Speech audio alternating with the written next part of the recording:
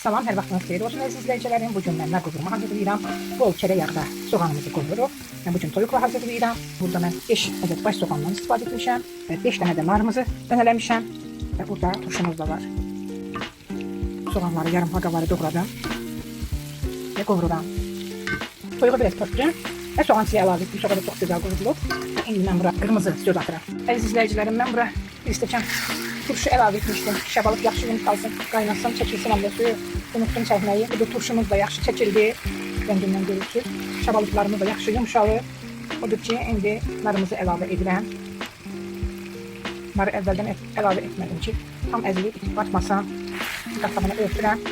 Biraz yumuşalsın və nar qovurmamız hazır olsun. Əziz izləyicilərim, budur bizim nar qovurmamız hazır oldu. İndi isə düyümüzü dəmləyək. Düyümüzü süzdüm, dəmlədim və o gidişatı çəkmədim çünki səhifəmdə var. Nar qovurmamız da hazırdır. Düyümüz də dəmlədi. Düyümüz dəm aldı. Düyümüzü qazan yorğanımıza yerləşdirdik. 7 saat isti saxlayır. Çox gözəl bir qazan yorğanıdır. Xanımın əllərinə sağlıq. Həm göyçəkdir, yaraşıqlıdır, həm də 7 saat isti saxlayır.